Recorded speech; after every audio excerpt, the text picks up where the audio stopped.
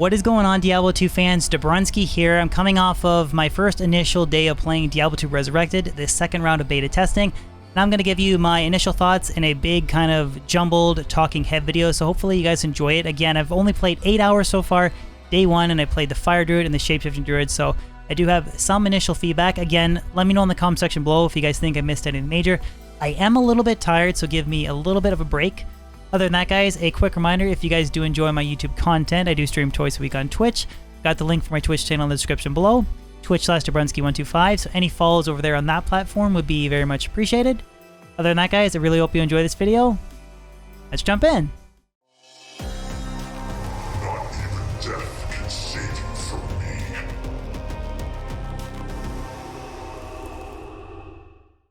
So for this video, I want to largely focus on some visual animations and feedback in regards to game bugs, but the first thing that I do think I would like to talk about is creating lobbies in this new sort of setup that they have.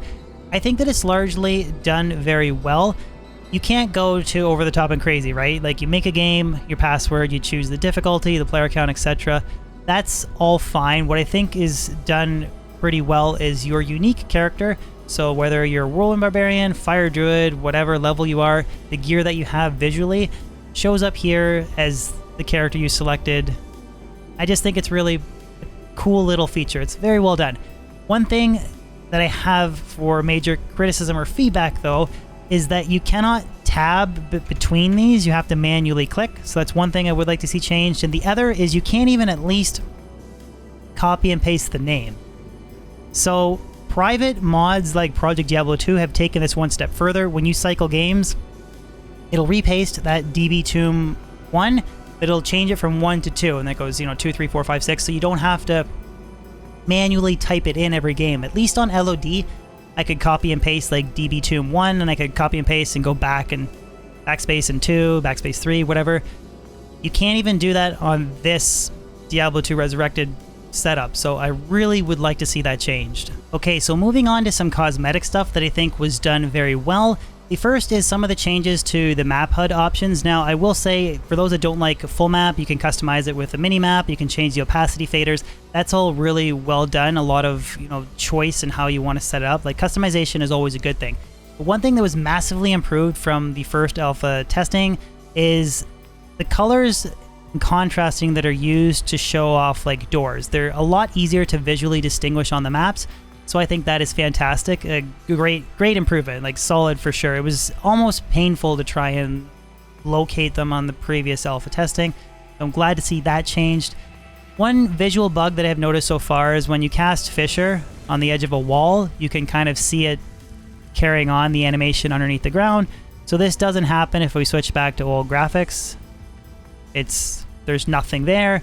We go to new graphics, it's there. So again, very minor, but in the grand scheme of things, if we're trying to go for perfection, I guess that is something that I think should be looked at.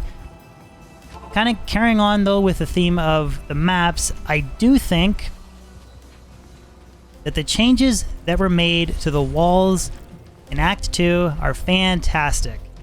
This sharp bright red edge is a lot easier to distinguish visually compared to the previous light brown, so that is a great change. But tying into the doors and stuff, I don't like this red here against these red border walls.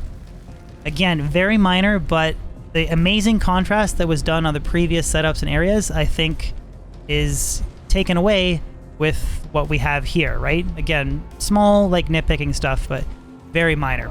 Next thing that I want to talk about that I think is done very well is the addition of a loot always showing feature. So if I hit a hotkey, if I want to in my option settings, again, you can toggle this on and off like auto gold pickup. So if you don't want it, you can turn it off. But this is on every modern day ARPG, loot always showing. It's a thing, and I am so glad that they enabled this option. And if you really don't like it, you can turn it off. And for those that might think, oh, that's horrible, if you're playing on Players 8 or something, Chaos Sanctuary runs a lot of loot dropping, that's going to be pretty bad. You can either go back to the standard toggle, or if you want to, you can at times temporarily turn it off. So how do you do that? You just hit your Alt button, or what do you have? Excuse me, whatever you have it rebinded to. I'm a little bit tired here, bear with me. You just go like that, you hit that bind button, and then it's gone. So just a very quick and easy, solid way to adjust it to how you would like if you think there's too much going on with all the animations. So I really, really like that. A few other really nice cosmetic visual animations that I just want to touch on is first the change to Blizzard. This was touched on the previous blog post, but it looks gorgeous, and anything related to lighting is fantastic. It's really been beefed up. It doesn't have that blue hue anymore. It's bright and white. Those two skill changes look great. Everything that I've seen so far from the Druid as well, I would say that I like. The Oak Sage Spirit looks very cool. Volcano looks gorgeous, although it's a useless skill. Fissure looks great. I think I'm planning on making a Fury Druid with Earthshifter just to proc fissures and have Armageddon, just go for the cool looking style points. So that all looks fantastic. I have, however, run into one major bug, which if you've watched any streams, probably every other streamer has noticed this. Duriel's Holy Freeze does not activate, and it doesn't chill you and slow you down anymore. While his animation is smaller, I noticed that about Holy Freeze. I think it looks really good. It's not actually active. So I'm sure this has already been submitted with bug reports and the devs know about it, but that is the only kind of major bug that I've noticed. But I will say, so far, server performance, again, this is the first day of beta, and the community manager lead, Adam Fletcher, tweeted and said that to anticipate expecting some hiccups, that's the point of beta testing, to crash test and make sure everything's working. I heard the EU servers went down for a bit, but overall, I think everything was relatively stable. I only crashed 3 times in 8 hours. Had a few kind of ping hiccups, but I did notice that my ping would be sitting around like 100 to like 150.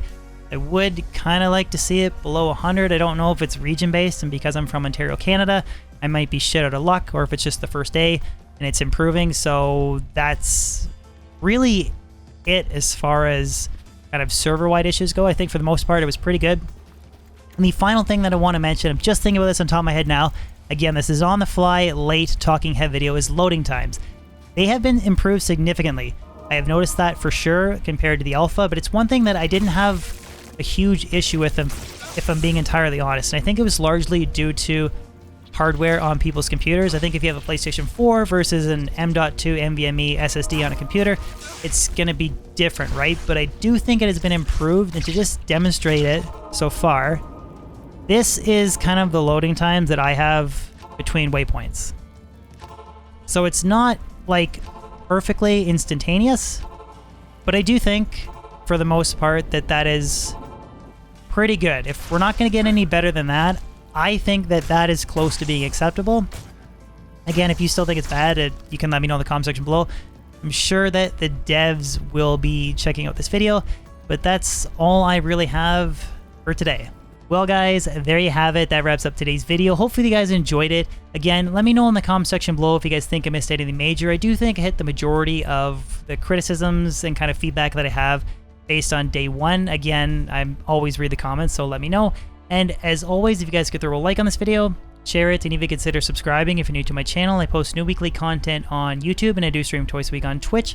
So any follows on Twitch or subs on YouTube would be amazing. Other than that, guys, hope you have a fan-frickin-tastic day, and I'll catch you on my next video or live stream. Peace out.